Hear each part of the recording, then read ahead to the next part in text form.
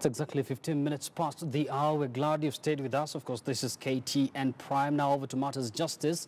And the Director of Public Prosecutions, Haji, has petitioned Parliament to enact a law that will clearly state circumstances under which state officers implicated in corruption cases will be required to either step aside or removed from office. Nuruddin says the government officers holding executive positions have in the past interfered with investigations for lack of clear laws.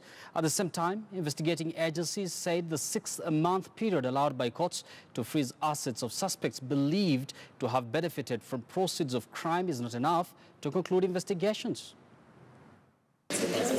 Top officials from the multi-agency team dealing with corruption and economic crimes met members of the Senate Justice and Legal Affairs Committee to seek support in the review of laws and seal loopholes that are often exploited by suspects of corruption to evade justice. I would want us to be able to separate the stepping aside from removal of office.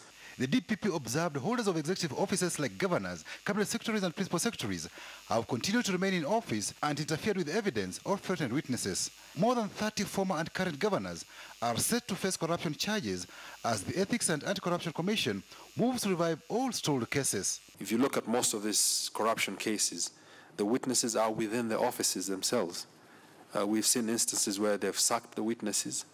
Witnesses have been intimidated, documents disappearing. So how do we safeguard against that? Nobody is above the law.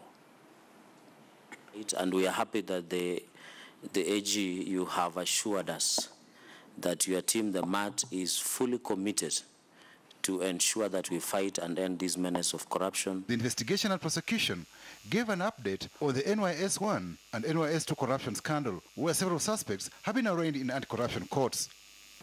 Frozen in bank accounts, there's like 300 million in bank accounts. In terms of properties where we have restricted, is more than 2 billion shillings, the assets. They also shared on some of the challenges in the war on graft. Currently, the law as it is, it gives us only a period of 6 months from the time we take the steps towards protection and freezing of those assets to initiating an action for recovery. And within the 6 months, Mr. Chairman, so many things can happen. The multi-agency team said though banks believed to have facilitated money laundering have been fined, more effort needs to be done. Banks used to be the facilitators, and it's not just banks. There's a microfinance, there is the M-Pesas, there is everything, which we are all dealing with. So it's a vast area. There is the high-value dealers, the jewelries. Even as the multi-agency team continues its fight against corruption and economic crimes, Kenyans are eager to see when a high-profile case will be convicted and serve jail for embezzling public funds. Patrick Amimo, KTN News, Parliament.